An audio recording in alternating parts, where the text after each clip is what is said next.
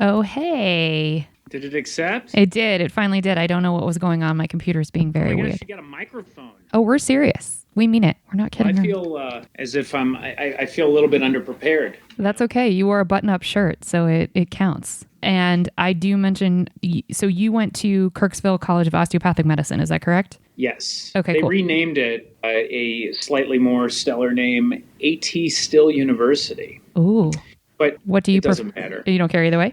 It's osteopathic medicine. Everyone stopped listening. It's not that they're osteopathic. It's facts. It's Nobody can spell it either.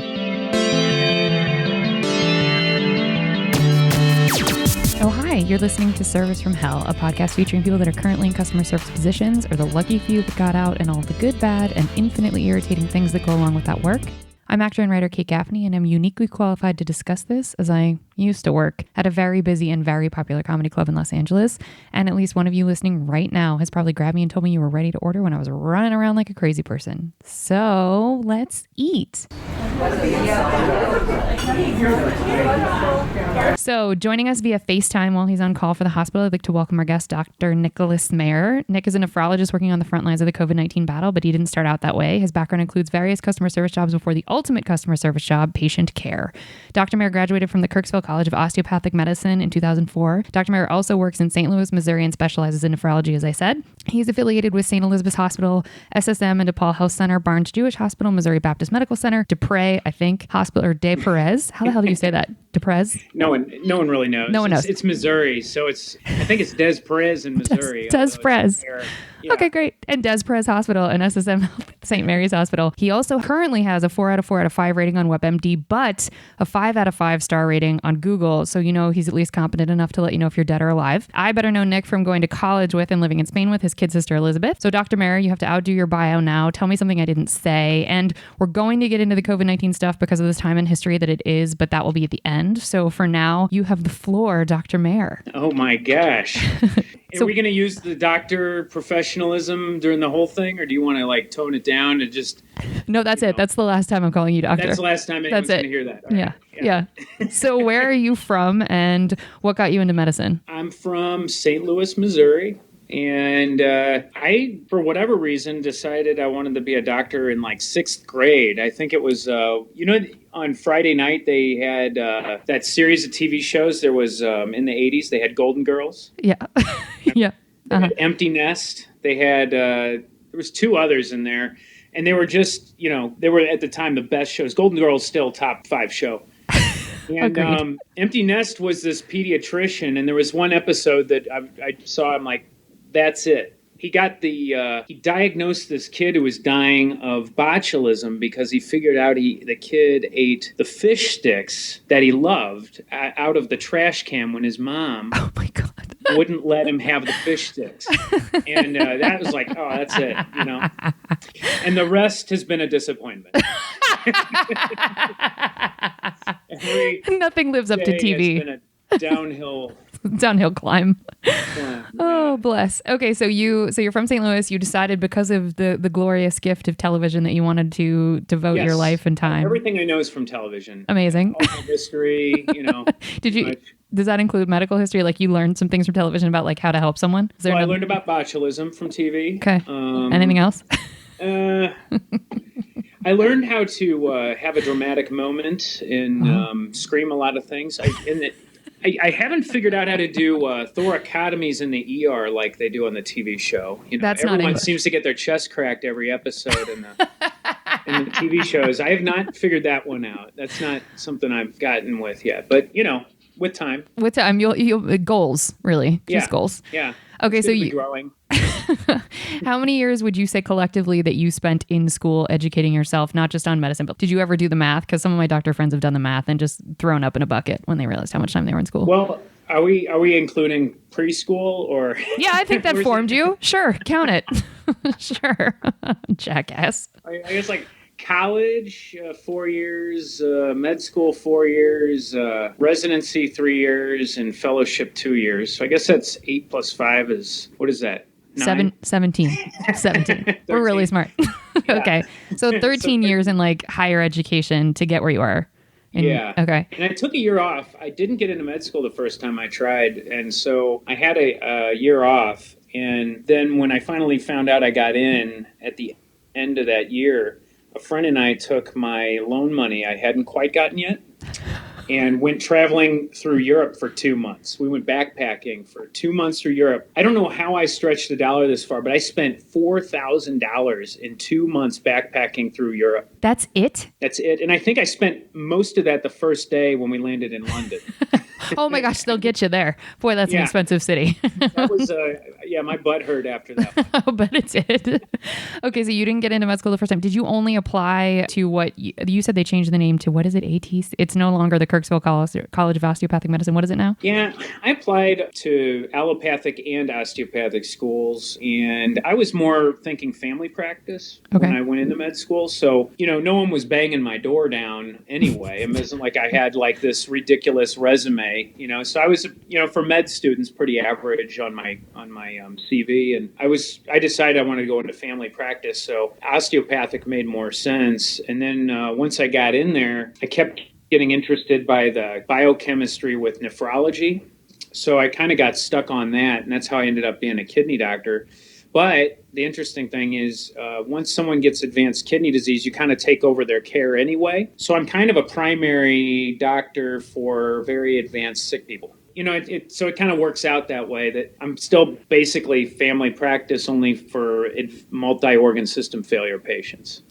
Do you find that is satisfying even though it's sort of palliative care, or do you find that can people recover more than they decline? You can't get back once tissue's scarred up, it's gone. So you can't get dead tissue back. Frankenstein hasn't figured that out yet, but you can manage it, so like if you manage the conditions, we don't have a lot of great tools in 2020, but we have pretty good tools. And if you use them well and you're monitoring people kind of tightly, they can live a pretty good quality of life, even with advanced heart failure, even if they're on dialysis. The problem really turns out to be, the surprising thing is that it's really a head game. And a lot of the patients I haven't decided to agree that they have a chronic disease yet, so they will fight you or not agree to do things that if they did just agree that they have a disease and agree to accept therapy for that disease, they'd live much better than they often do. They're skeptical or hesitant. They've got all this baggage they carry into the office with them, post-traumatic stress from childhood abuse and untreated mood disorders and, all the disenfranchised patients I take care of, because CKD is a disease, chronic kidney disease is a disease of the impoverished, poor, disenfranchised. So there's all that baggage that goes into getting someone healthy. It's getting them to agree to work with you. It's surprising, because you'd expect if someone's coming into my office paying me a copay to be seen, that there would be an understanding when meeting them that they need help, and that's actually not kind of how it works out. So what is it that you find is the biggest resistance? Besides, you said obviously accepting the overarching idea that they have a chronic illness. Is it you'll suggest take this medication twice a week or whatever it is, or, get out and exercise or whatever your, recommended care plan is, and they just don't do it? Well, I'll take something that's pretty black and white, like dialysis, So we know that if you have renal failure, you need dialysis. And we've been able to determine the bare minimum amount you can get and still not fail to thrive, which would be about 3 days a week if you're going to a center. And if you're a go-getter and you want to live even better than that, you could do it at home. Most people decide to do it in center because it's kind of what they fell into, and they don't really feel like trying the thing that would keep them healthier, which would be doing dialysis at home. And a lot of times they don't agree to show up every day of the week, or they sign off the machine early. They got their reasons, but their priorities are arguably wrong, or they don't believe that if they don't get enough dialysis, they're actually going to get harmed by it. And they don't see that hospitalization that came after 3 months of mistreatments was related to those mistreatments. They just say, well, I ate too much of this, when it was really an accumulated failure to thrive that resulted in their failure to thrive, that they needed to come into the hospital, and you just circle the drain, 1 foot in, 1 foot out like that. And so Yeah, a lot of what I do is education and reassurance and counseling. Really, the medicine's the easy part. So So do you find that the mental health side of this is something that you hadn't anticipated when you got into medicine, realizing, oh, I actually, like you just used the word counseling, that that's going to be a part of my care? Or was that part of residency where other doctors said, hey, listen, this is going to be a huge part of your care? no, there was no getting us ready for any of that. They didn't talk about mental health. It's such an easy thing to discuss. I'm I think shocked. we had a 2-week class on it. You know, In 72 years of school, that makes sense. It feels right. Sure. there's about 2 weeks of Okay. that in there, and yeah, I mean, in academics, which is where you do a lot of your training, it's just this is psoriasis, this is sarcoid, this is these are the treatments for that, and there's no so your patient's going to refuse to take the medicine, and then you have to there's none of this realistic medicine teaching. It's all my way or the highway. I'm in the golden tower and you will do what we tell you because we are the doctor. And the way that that works for about 15 minutes. And then they're like, you're not so smart. And they start challenging what you have to say. Not all of them. And it's not that they're bad patients for doing it. It's just they come in with a lot more than a lot of my patients had to deal with a lot more than I ever had to growing up, and their lives are far more challenging. I mean, right now we're having protests at night, mile or two from where I'm sitting, for that reason. So there's a lot that goes into it, and I don't label them bad patients. It's just part of the job, and that's surprising. Sure. And so do you think that there is sort of an economic distinction when it comes to renal failure sort of becomes the symptom of the larger problem of, as you said previously, like childhood trauma? Yeah. The number 1 and 2 reasons for renal failure, 45% of the time it's diabetes, 30% of the time it's hypertension, are diabetes and hypertension. And we know how to treat those things.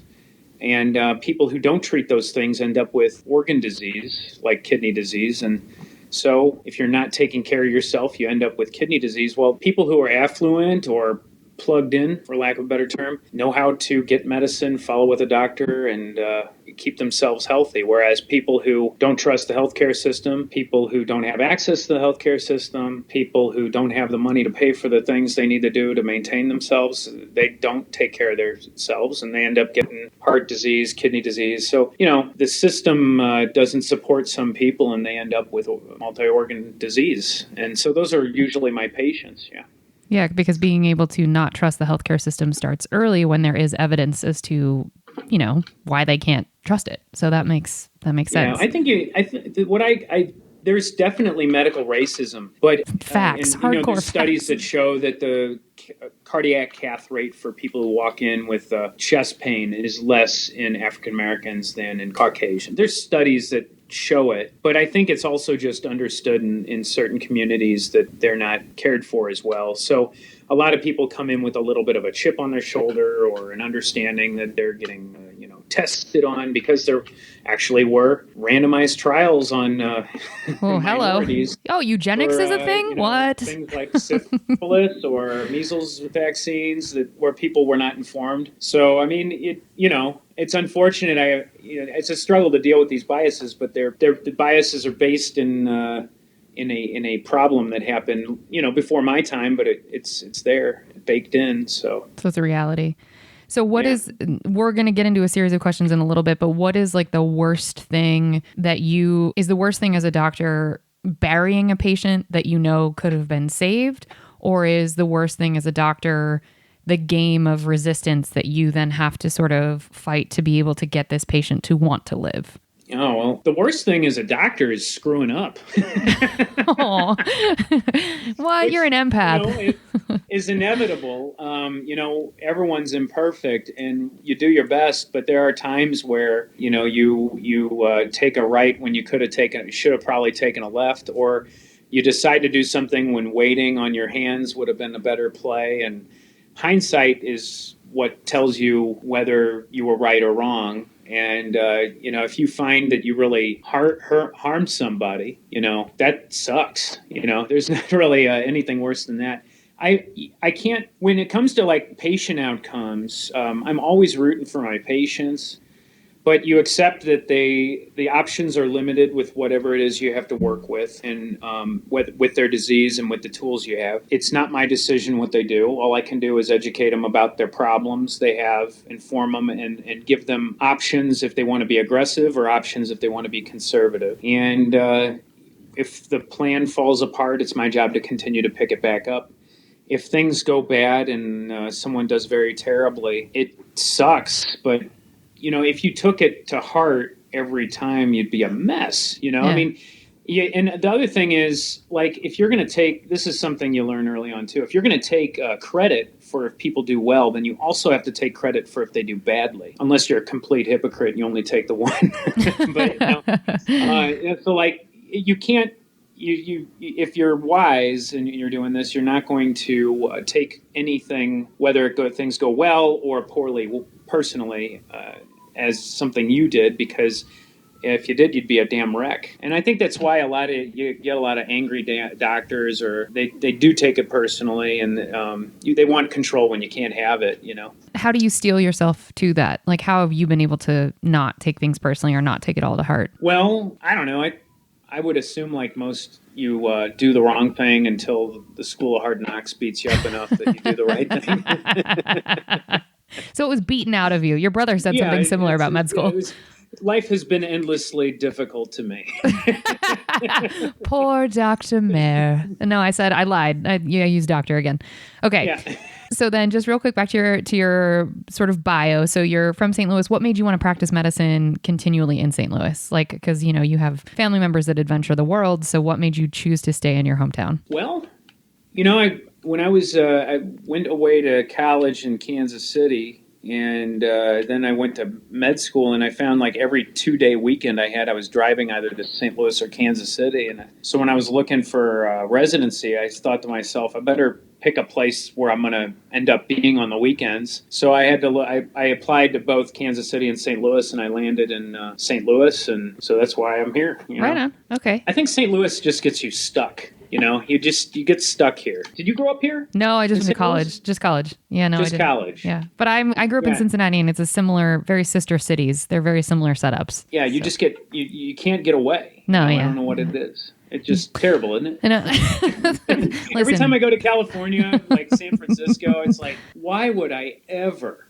not live here? This is great. And then all of a sudden, by like day 5, I have no money. And I was just going to say, because you have 17 children and a wife. And so, like, I don't know how you would be able to afford it. God love you. I'm sure they'd welcome you with open arms. But yeah, it's the cost of living. That'll get you.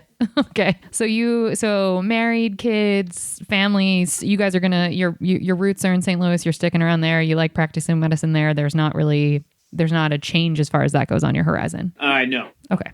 I don't think so. Unless, the shit goes down. We'll see what happens. We're in the Old Testament times right now. Hello. Welcome to 2020. Murder. And I'm out. I don't know. They're due. Apparently mosquitoes are coming in with, I don't know, all sorts of stuff too. In California, I was like, oh boy, here we go. Okay. Yeah, laser guns. I mean, we need them. Okay. We hope you enjoyed your apps, guys. We're going to take a quick break and get on to the entrees after the break.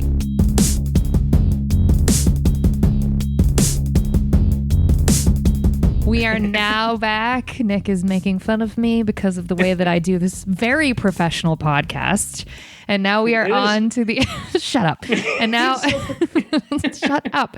And now it is on to the entrees. Okay, so this is the speedy speed round of questions. This is about your work history in general, because like I said at the very end, we're going to try and dive in. We have a limited time with Nick because it's weird that he's like saving lives on the weekend, but I guess that's what you got to do. So whatever. So I'm trying to speed through this. Okay, what was your first job ever? And it can be like mowing lawns or babysitting or whatever, but what were you? Oh yeah, I had my neighborhood cornered on lawn mowing. My uncle was one of those hoarders that would take every piece of machinery someone left in front of their house and pull it into the basement. And, you'd walk into the basement, you'd get high on fumes, refrigerator parts and everything. So I bought a lawnmower off of him. He charged me more than market value for this. You gotta be lawnmower. And God love family. So I had to work hard to like pay that thing off. I'll bet you did. So I had about 11 to think I peaked out at 20 yards at one point. How are you? How? In the middle of the summer, you were just doing 20 lawns? Well, I wanted one of those back in the day that they had the new Macintosh, right? Okay. With the mouse. Yeah. And I wanted one of those, and they cost $2,000. So I had to work my ass off to get $2,000. And I'm a bit of control freak. So as soon as I had the money, I was about ready to buy the thing. My parents went ahead and bought one for the family, and totally ruined your game. I had to share it with my sisters and my brother. It was terrible. Worst idea ever. Okay. How many customer service jobs have you had? And I definitely would include being a doctor as customer service. You can count. It's okay. So there was that, and like babysitting, and okay, that's two. Pool boy. Can't forget pool boy. 3. Lifeguard, you were cabana boy. Okay. Cabana boy. I worked at a pasta house. You know about that? I do, and we're going to get into that story. That's 4. I worked at I was a gopher for a construction group, and gophers are a fun place to be because I'd spend a lot of time in the van with the owner. And then I'd spend a lot of time with the construction crew without the owner. And I heard everyone's shit. Everyone talked about each other. And, oh, my God, it was terrible. The owner would be like, what the hell's wrong with them? And then I'd sit with the construction crew while they'd take me out to the VFW to get shots of whiskey at lunch, whatever the hell's degenerate shit they were doing. I'm like, he doesn't understand us. It was great. Oh, I love it. See, that's actually where you learned how to do counseling then, because you were listening to both sides of the argument. So that's actually I just shut up for a solid 2 summers and did your shots. I just absorbed it, You took it all in. Okay, now we're up to 5 jobs if you include the gopher. Then, after that, plasma bank. When I was pledging med school, I worked at a plasma bank. I could have taken a job after I graduated from college with a degree. But no. At a place that would have paid me money. But for whatever reason, it looked better to have stood around people who were selling their plasma for money because I used a needle as a phlebotomist. So that was a fun year. And there were a lot of interesting people there. Independence Avenue in Kansas City. I believe that. Oh, I had to stay there, actually, on my drive out to Ohio. And that's a special part of the world. You don't have a lot of plasma banks on Rodeo Drive. No, definitely no. Okay, so we're 6, and then obviously being a doctor. I took a little break for about 9 years from working, and then I started up here in 2009. So. Okay, so a grand total of 7. That's a fair amount of customer service jobs, and you are currently employed as a customer service worker. All right, cool. What is this the last straw that got? Oh no, actually, let me go back. What's your favorite of all of those jobs? Some days I'm not sure. Okay, that's okay. And this is a tricky question because you're in it. I kind of have to drink the Kool-Aid that this is the one. Okay. Given that I'm just completely 2 feet in on this. So I'm gonna have to say doctor. Okay. That's gonna be the one I'll stick with. Okay, what's your least favorite of all of those? I mean, it has to be the gopher. The gopher, if you take pay out of it, the job that probably sucked the most was lawnmower boy. It's hot. Yeah. Yeah, it sucked. Okay, I believe that. Gopher had a lot of good stories. Fair enough. Okay. What's the weirdest? My favorite. Tell me. I gotta tell you this. Story. Yeah, tell me. There was an ex-Navy SEAL who used to pick me up in the morning at 7:30 to take me to wherever we're going because he lived not too far. And I never should have let this guy drive me because he'd pick me up and he'd already be halfway done with a 6-pack. Jesus! And, he's a rail thin. He was a Delta Forces guy who was in the Middle East in the mid-'80s. And, I found out later that he had been court-martialed for hanging his superior officer from his ankles. Holy shit. And they lost his paperwork, so he got out after about 2 years in the brig. But he had some demons. And one time, I'm just like, what the hell? Why do you drink so much, And there was this awkward long pause, and then he said, you never forget the faces of those you killed.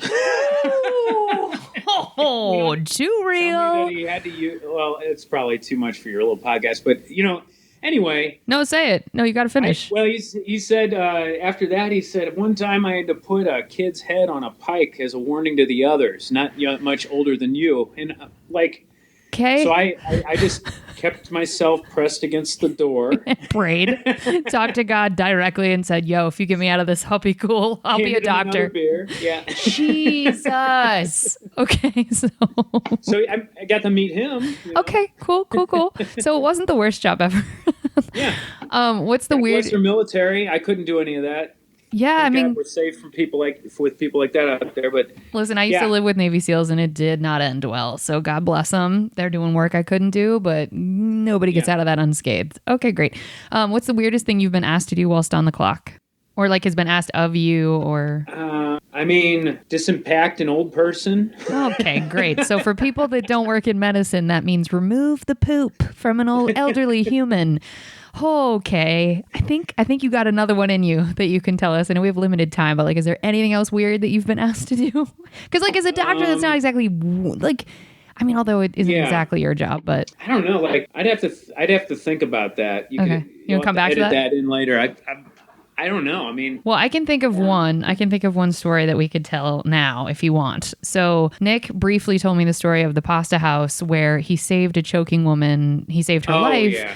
No one asked me to do that. Yeah, no one knew she was choking, which is crazy to me. So could you please tell that story? When I was at the pasta house, which it's no longer there, but it was in the Fancy Mall in St. Louis. And what's the Fancy Mall's name? Frontenac Plaza. Frontenac. What up, Nelly? The highest real estate in St. Louis. Anyway, it's this mom and pop kind of Italian restaurant right outside of Neiman Marcus there in the mall. And this old guy brought his even older mother in every Thursday afternoon at 3 for soup and sandwich. And I guess he was just doing his job as a son to show her a good time or whatever, but they would usually just eat in total silence, and the guy looked like a bore anyway, and I was the only one working between lunch and the dinner shift, so I had him in the one other table I had,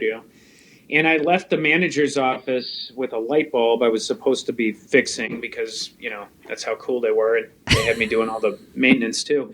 And I walk out and I see the woman was coughing right next to a group of people who were waiting for their shift to begin near the front desk. And she started to turn a color. And it's hard for me to notice color because I'm colorblind. So when I notice color, it's not good. Oh, wow. So I got down there and I asked them, is she choking? And everyone looked at me like they didn't know what I was talking about. And she was choking. So I had to pull her out and give the Heimlich. And she coughed up this thing that looked like an owl pellet into the table. So I thought, now I'm going to get a decent, I might actually get a decent tip, Because you said he gave you $1, right? It was about $1. At that time, a soup and sandwich was about $5, so the bill would be about $12, and he'd round down to $1. So it left, and I looked at it, and it was $2. Woo! I got $2 that day for saving his mom's life. That's so nice. For saving his mom's life, and I'm like, healthcare is going to pay off. And that's about what you get tipped now. When you say colorblind, do you does that being able to not see the difference between red and green, or can you literally see no colors at all? Yeah, it's red and green. Yeah, so my dad had that. Looking in someone's ear or their throat, I have to kind of rely on the texture more than the color. That's so gnarly. I can't see I can see solid red and solid green, but I really can't see the shades. Sure. Salmon is a hard color for me. Sure. That's so fascinating. Okay. So you saved someone's life. So that was great. Was there an incident in any of these jobs where a customer asked to speak with your manager? Well, I mean, as a doctor, I get reported occasionally by unhappy nursing or staff, and I have to deal with that headache. But that's just part of, if there's someone who can possibly be unhappy, they have the opportunity to report that to people who have no choice but to investigate. I had a patient send a letter to the Board of Healing Arts in Missouri on me. Now, they have to send you the letter. And since you reported the Board of Healing Arts, you have to take it seriously. I got this letter. This is by a patient who had no dialysis unit because he was so terrible at the dialysis units. He came once brandishing a gun. Ooh. He got fired from every dialysis unit. He had no dialysis unit. The only way he could survive is to show up to the ER 2 times a week. Wow. And so for 4 years, I took care of this guy 2 or 3 times a week. And every time I almost got him a different situation, like I got him enrolled for a kidney transplant or I got him into a dialysis unit, he'd do some belligerent thing to screw it up so he didn't have to change his situation. Wow. I don't know what it was exactly, why he was upset, but he fired me and wrote a letter to the Board of Healing Arts. And this letter had all kinds of exclamation points and half sentences and... he cussed in writing. I mean, you're typing this letter to the Board of Healing Arts. You type in fucking, Yeah, you can delete that. Like, you don't. And he was both a reverend and a doctor. Sure. Per him, Sure. So Sure. That was an interesting one. But so wait, what did the letter say? I probably have it somewhere in here, but it basically, I think it just devolved into anger. I think, and then the thing is, I had to respond. So I had to get references and stuff. It was just such a waste of time, Now, is the Board of Healing Arts someone that can decide whether or not you keep your licensing as a doctor? Yeah, that's what's at stake. They threw it out immediately, but they have to listen, Sure. And they have, reasonable people would have never taken any of that seriously, but you don't know, you just get this certified letter in the mail and all of a sudden now you have to respond to it. So I would be terrified.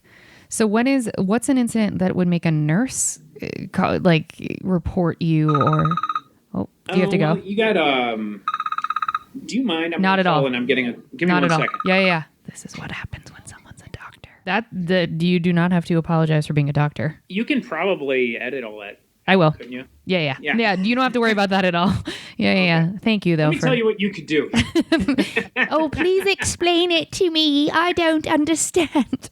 No, I appreciate that. Are you good? Because I don't want to rob you of time. No, it was just it turned out just to be a small question. It wasn't anything important. Okay, great. What is something that a nurse would report you for or would make you have to respect? Why would a nurse get mad at you? Oh, well, there's a lot of at a given time in the day, I might be pulled in 3 directions. A nurse might have a team of 6 patients and being pulled in several directions. So it's just a job. Anything in healthcare, especially in the hospitals, there's just a lot of reasons you can be stressed out, anxious, frustrated, all that, and so. Sometimes I may not exactly mesh well with the person I'm working with, and they get upset. And it's like any other job, right? Sure. Okay. Get upset. Only if someone at a restaurant, you might have to go and talk to the manager. In a hospital system, you have to go through a formal process. Or, I'm sure if you worked at Boeing or Edward Jones or any of these other places, there'd be some process too. It's just Sure. like that. Okay. Well, this is actually my favorite question to ask you because I've asked this of everyone, but it's way more exciting for you or to ask a doctor. How many bodily fluids have been on your person whilst you were working a job? All of them? I would assume. I'd say all but maybe one. Okay. So far, I had one of the perks about being a kidney doctor is that I really don't have to get my hands that dirty. I'm more of an analyst, and I look at everything and I put medicines together. The people who do the things are the surgeons and the intensivists and the ER doctors and the nurses. So I get to sit back and watch everyone else suffer. Okay. The last time I really got my hands that dirty was in training.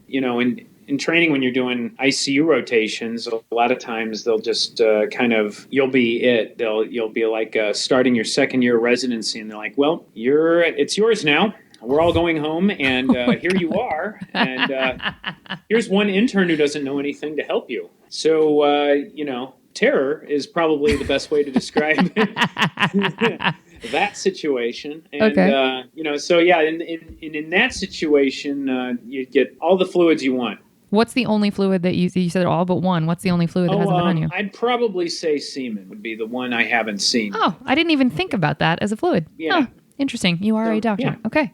Yeah. Good for you. Have you been puked on? Oh yeah. Multiple times? I've had to go home because I got someone blew up all over me from the back end of, Oh, yeah. how does that not make you get sick? Because if I smell vomit, I vomit. There's no in between. Yeah, I just retreat to my happy place in my head. Get in the fetal position. Cry, all those things. Okay, great. What's the weirdest customer service job you've ever had? I would assume being a doctor. Yeah, it's pretty weird. Yeah. Okay. The thing is, it's not just the patient care. You got the business aspect to it, and you got interpersonal you got to manage an office, and there's all these there's continuing education. There's the lobbying at the state and national level for yourself. It's just like an infinite number of things you got to do all the time. It just that was also not in the brochure. It would be nice if they would have had all that out there in the orientation. You would have been like, "Oh no, no, just no!" Straight up, yeah, they would have really maybe I would have stayed in contract work. Being a gopher forever. Okay. Yeah. Do you tip? Do I tip? Yeah. Of course. Okay. What's your 20% every time? Do you really? Yeah. Even if you get bad it's service? It's arbitrary anyway. 15, 20. Are you going to give? Am I teaching someone a lesson if I give them $1 less? Like, this pizza was late. People are punitive. That is what they think, that they're making a stand, or they're saying, keeping a stand against the system, that we shouldn't have to fund your life. And it's like, okay, well, that's just the system. So help. Okay. You have to order the pizza either. Yeah. Facts. Also true. When you worked at a tipped position, were you ever stiffed? Yeah. I chased 2 people out to the parking lot. Oh, tell me that story. Oh, well, there's not much of a story. I chased them out to the parking lot because they didn't tip you, or they didn't pay for their bill. They left before paying. Okay, so one time they left before paying. The other time after leaving the bill, they left without paying, and I took it out. And they always said the same thing. Oh, I thought we threw down some money. Yeah. The job is actually really good education to work in a restaurant. That was one of the precursor jobs I had, because it puts you in that mindset that you want to take on more tables. You want, you're working for your income. If you don't push or promote yourself within the restaurant, all that stuff, you get all those soft lessons. I agree. I think they should make everyone do a year of service, either, after high school, before college. Everyone should do a year of service to either, something like the military or something like Greenpeace or something. And then they should work at a restaurant. I totally agree. I've said it 100 times. Yes. I think we'd all have a lot less problems with each other if we did that before we went into college. Like a mandatory 2-year. I totally agree. And when real quick, with the pasta house job, would they make you pay for the bill of people who didn't pay? Was that the policy of the restaurant? If you had a table that walked out, were you responsible for it? I guess I never found out, because I always caught them. Good job, you. They were pretty loosey-goosey about the rules. Like my manager at the time was one of the there's 3 founders to that place, that restaurant chain, and one of the main guy's sons were there. So he treated it kind of he had full contact waiting. You'd be carrying a tray of dishes, and you'd get checked. Oh my God! Oh no, thanks. And he thought it was funny. It was a really fun job to have, but no one who didn't have his dad as the owner could get away with the shit he did as a manager. Of course not. Okay, and then I'm just trying to speed through this. So, worst customer, but maybe the guy that wrote that letter, or do you have a different example? Yeah, okay. That guy. He was a jerk. I'll go with that. Okay. Yeah. So now we're going to get on to the good stuff. We hope you guys saved room for dessert.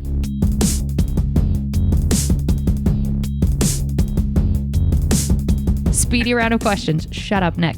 What is the best customer you've ever interacted with? It's hard to say. I have a lot of my really grateful patients that you see. They're lovely to see. You look forward to seeing them. You have a kind of a weird relationship in that you're constantly there to offer advice, but outside of that, there's still space to have this very personal relationship with them. And I look at them as friends more than I love that. Like just my patient. There's a lot of people that come in and what they do for a living, who they are, about their family, but they're not it's not like a personal relationship. I'm very intimately in a certain way, but it's not. These aren't people I'd go have a beer with. But some of these patients are just lovely. I get Christmas cards. Aww. Okay, and what's the nicest thing one of those customers, or any customer or patient, I should say, what's the nicest thing any of them have done for you whilst you were working? I don't know. I guess a card goes a long way. Yeah. just a little simple card. I got a stack of them over here. If I'm having a really shitty day, I'll go look at it. That's about all I need. I like, there's you can't tip in medicine. No. Yeah. Well, the rumor is There's you no guys are all tipping. millionaires, so, Yeah, that's right. Okay. What's the best I lesson? think Oh, go ahead. actually on that note, like I actually think last year I hit my break even point. You go into so much debt with school. Yeah. Like I graduated med school with about $250,000 in debt, Oh and then my on top of that, God. I was in training. The 5 years I was in training, I wasn't paying on that, so it was just accruing interest. So, Oh my God. and then you move out and you get like everyone else, you get a house. I got my first real paycheck at 32. Most people had already been working for 10 years by Wow. then. And so I actually think last year I hit my break even point. If I liquidated everything, Yeah. I'd have net zero. So wow, geez. Is that true for most people that go through med school? Like that would be around the age if they paid it for it themselves? Yeah, it's getting worse though, because I think the med school cost is going up alongside the undergraduate cost. Yeah. And the cost, yeah. And And cost of living is going up. in demand. Anyone who wants to be a doctor has to climb over 10 other bodies to get into it. So they don't have to reduce their prices. Yeah, and the government will guarantee any loan you want. So, yeah, because you're going to pay it back. What's the best lesson you've learned from working in customer service? Yeah, probably that you get more with honey than you do with vinegar. How's the saying go? More flies with yelling at someone. Yeah. Yeah, that's it. That's the adage. Stop yelling at people. Okay. Yeah. And then last question this round, what's one piece of advice that you would give to like patients that interact with doctors? What's something you would say that would sort of flip if they're feeling maybe combative with them, or if they're getting bad news and they're upset? Like what's something that you would say turns you as a doctor into, like, not that you need to change and see their perspective, but what's just like a piece of advice that you would give to a patient? I don't know. I think, whenever you have anyone has these negative feelings, and this goes for pretty much anything, you got to just realize that the person you're interacting with woke up so that they could try to do the best they could that day, and they may not be able to devote as much to the component of their life that is medicine because they're going through a divorce or their kid's sick or something, but they're trying their best. And so a bit of patience and kindness and understanding goes a long way there. I think a lot of people have a narrative in their head that they bring to some kind of a interaction that, when it doesn't go well, you could probably deconstruct things and say this was about more than just whatever the hell it is you're talking about, And part of that assumption they bring is that someone's screwing them, or that someone isn't trying, or something like that. Yeah. So. Now we spoke. Okay, so thank you for that. That was your desserts, folks. And so when we spoke last week, and what triggered me wanting you on the podcast is not anything other than the COVID connection, because I think you're worthless on this podcast, but I'm using you for your COVID connection. Okay. So one of the things I said I was going to bother you about was, you mentioned the hardest part of working with COVID-19 patients. I won't say it for you, but you mentioned what was really hard with it. And are you able to speak to that? Because I think people are forgetting the severity of it, because now we've been in it for so long. And I think, because you're on the front lines and having to deal with the customer service piece of reminding people that this still is terrible and it still is something to take seriously. What's the hardest part from a medical perspective that you're seeing with these patients? Well, I guess I could go a lot of ways with this, but like just for taking care of these patients in the hospital when they crash in, about 20% of people who get this virus, 80% do fine. They might have a bad week or so, but they handle it okay. 20% do pretty bad enough that they might even need to come in the hospital. And they describe this infection like the very worst infection they've ever had in their life. It's not like it's a 1 week out. It can be 2 to 8 weeks of lost work. And therefore lost income. It is a serious infection. A lot of people like to quote the death rate. Oh, it's less than 1%, and it's only nursing home patients. And no, it's not just nursing home patients, but it's also I've seen 45-year-olds die of this. So there is a mortality rate, but even though the mortality rate is kind of low, especially if you're under 50, it's still a serious infection, and it might have permanent damage to your brain and lungs as a result. I don't want it. I can't. I think the idea that it's okay to get this is just overlooking that simple thing that this is serious. The problem when these people do get sick enough to come in the hospital, about a quarter of them or 30% of them end up getting so sick that they end up going into multi-organ system failure in the ICU. And when that happens, their likelihood of survival is, it's not great. Anywhere between 30 and 90% die. Wow. And when every day you show up, this is probably the question you were getting to. Every day you show up to see these people who are, barely alive in the ICU with all the support we have to offer. It's the same damn thing. Every day for weeks, you go in every day, it's the same damn thing. The guy isn't off the ventilator any better than he was the day before, still requiring asinine amounts of sedation and medicines to treat the shock.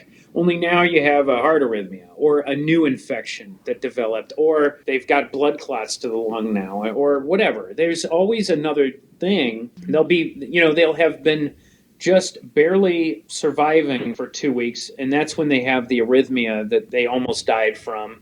And then you bring them back. We've had several that you finally, after 3 weeks in the ICU, and it's when you're seeing one of these people, you're sitting with their chart for about 30 to 45 minutes, going through every line of labs, every imaging test. It's an insane amount of stuff, trying to talk to people to get the story that isn't in the notes in the computer. You really do all this work, and at the end of all that, you say, continue as we're doing, or, oh, we discovered that this white count's worse. There might be another infection. It's just the babysitting of these people who are just that are on the verge of death the whole damn time. They finally get better after 3 weeks. They go out to the floor. A lot of them come right back within a few days of an opportunistic infection they got while they were in the hospital. And a lot of them after that die. There was a patient we all took care of at one of the hospitals I go to. He was transferred out after a month and a half, trach and pegged to a long-term care facility so he could slowly learn to breathe on his own again. And after he was there for 2 days, he died. Oh, bless. 6 weeks of work. I can't imagine how many people spent time. And it's not like, well, what was the point or anything like that. It's just that is what drives the healthcare professionals batty about taking care of these people. It's just there's just no progress, And so that's why I don't know. I never got to a point of despair with this. But there are a lot of physicians that have committed suicide. And, I would imagine that the reason was that they just felt like the whole thing was kind of hopeless. You never know, though. They might have had a lot of other stuff going on and this wasn't the main thing. But, sure. Could be a tipping point. That's my main thing about it. Yeah. So everyone wants to open up, which I think is a reasonable thing to do. But when you hear people just kind of talking casually about it like it's not a big deal, and if you get it, so what? I just don't know how to help them understand that they're wrong, And does that make you feel like you wouldn't, for example, so Lake of the Ozarks was just in the news for the Memorial Day big party that they had. And the argument that I'm seeing from a lot of people is, see, we got no new cases from there. And when I talked to you, you had suggested that not only is that not true, but we're still not out of the incubation period from Memorial Day weekend to know if anybody did catch it. Is that accurate? I mean, I've been to those places. I have never seen it that busy. Same. I don't know. It looked like something out of spring break in the 90s. Yeah, it looked like Vegas pool party. It was massive. Yeah, I've never. So anyway, the thing is, this thing doesn't really start to cause a fever until at least 5 days, if not 2 weeks. So you're not really sick. You could be shedding the virus, but you're not really sick for a week or so after. And it could be 2 weeks. So the people at that pool weren't the ones who are probably going to get sick enough to come into the hospital. So they're going to go home and spread it to other people. And the people they spread it to are probably going to be the ones that get people sick enough that they come in the hospital. So you got, say 14 plus 14, 28 days. 28 days after that is when you're going to expect to start to see some stuff. There have been a lot of positive cases in the middle of Missouri as a result of that. One of them, a story I heard, and I don't know if this is true, but this is what I've heard from other healthcare professionals. There was a hairdresser who had gotten it at that party, and she refused to wear a mask. So she had interacted with at least 150 people. By the time she finally found out she had it, my office, we all wear masks. So the transmission rate when you wear masks is virtually nothing.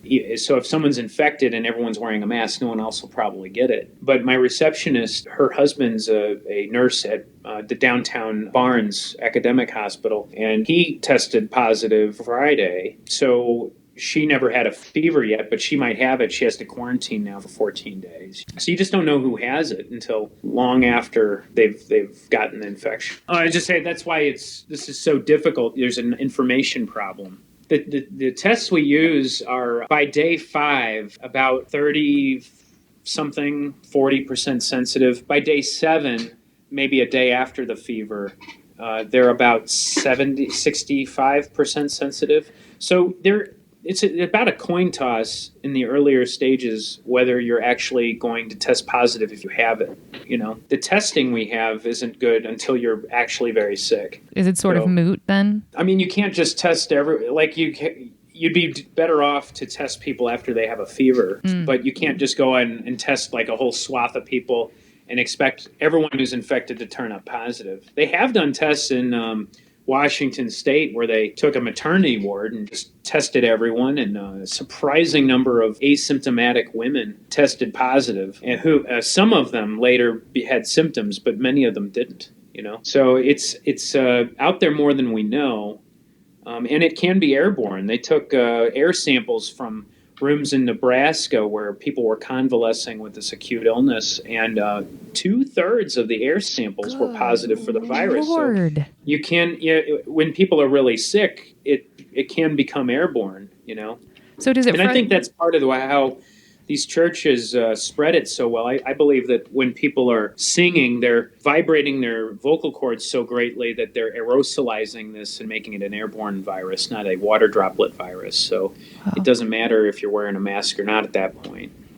So it doesn't. That's what I was going to ask. So it doesn't. Well, it does and it doesn't. I think it's a droplet spread infection. So masks will work 100% of the time if everyone's wearing them then. But if you somehow aerosolize the water droplets in your throat, it will then become airborne for a period of time. And things that can do that would be intubating somebody or doing very high pressure airway management. But also, I believe, and I haven't, there's no study that has proven this yet, but I believe singing, maybe sneezing really hard, Sure. So, and if it's airborne, you can walk through the airspace of someone who was there a half hour before and catch this. Jesus. So what makes you hopeful then? So like, what is it? Obviously, if we keep washing our hands, wearing masks, and just keeping our fingers crossed, like what makes you hopeful? Because we're all scared of the second wave of this, or some. I shouldn't say we're all, but some people are scared of the second wave. So, what makes you hopeful as a physician when people are not sort of following the rules, or you go out and you're like, cool, nobody's in a mask, I guess all my work is for naught, when you're putting your life at risk literally every day?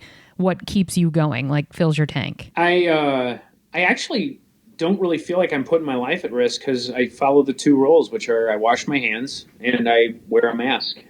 So it's actually, I don't really feel like I'm in any kind of danger. I'm also, as I said before, I'm a priss. I don't get my hands that dirty. So, Right. So there's that. And then, hopeful, I know this will end up passing one way or another. The only reason we're opening up really is that we have rooms at the ICU. The decision to open things up wasn't because it's resolved. It's because we have room in the ICUs for you people when you get sick again. And so, if we have another surge and we need to, what this tired term, flatten the curve and all that. I mean, you're just basically trying to make sure that people don't die because they couldn't get medical attention, Sure. So, we're wide open, it seems now. Yeah. It's because we have plenty of rooms at the inn. And, I think eventually, one way or the other, it'll pass. Although there's been nothing to prove this, I believe with almost everything I understand about medicine that once you get this infection, you're inoculated. And we'll get a vaccine that will inoculate people at least partially. The thing is it going to be like the influenza vaccine where it's kind of good and it helps? Or is it going to be like the measles vaccine where it's like perfect? and once you get it, you're never going to get the infection again. We'll have to find out. Yeah. But we're going to be living with this for a few more years. You think so?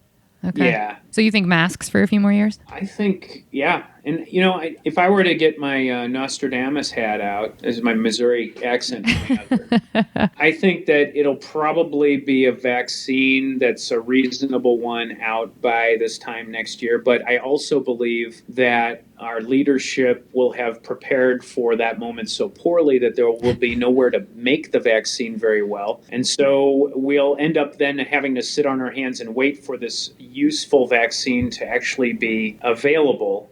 Sure. And so it'll add another 6 months or 8 months to that. So, into the meat of 2021, I think, before we'll able to open up restaurants without plastic visors and stuff, all that crap. But, and I wonder how much we'll go back to the old way of doing things. We're going to be pretty conditioned to understand that we don't need to do things the way we did. I mean, I have countless friends who are working from home.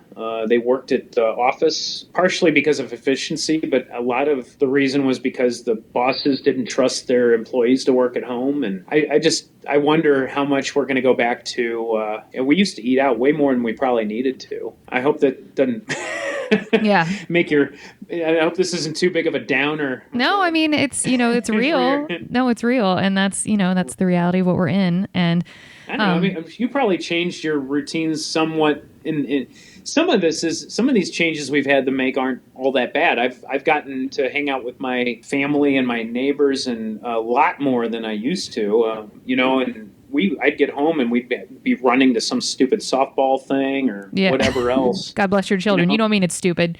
Oh, you mean, you guys have a softball league though too. You guys are doing all sorts of craziness. Unless it's getting a college scholarship.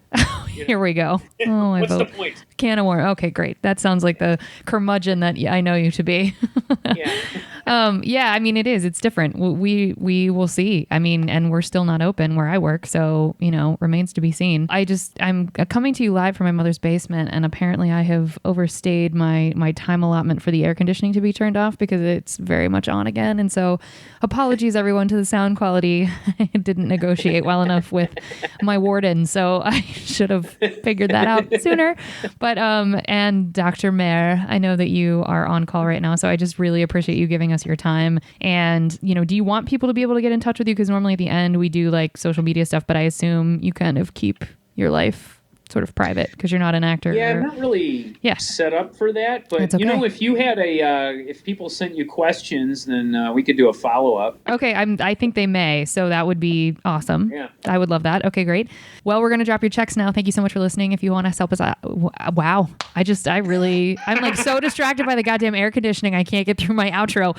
If you want to help us out here at Service from Hell, leave us a 5-star review on iTunes and tell your friends to listen. It will help us reach more people that need to be schooled in the art of being kind. It will be catharsis for those of us still working in the industry. Remember, if you can't afford to tip, you can't afford to go out. So don't be garbage and be good to people. It's easier that way. Thank you so much, Nick. I really appreciate your time. This was lovely and you were super helpful. So yay to all of this advice and information, and stay up. You're in the thick of it. So we appreciate your work. Well, thank you very much. All right. It was fun. Yeah. Thanks for doing this. Cheers. Good night, everybody.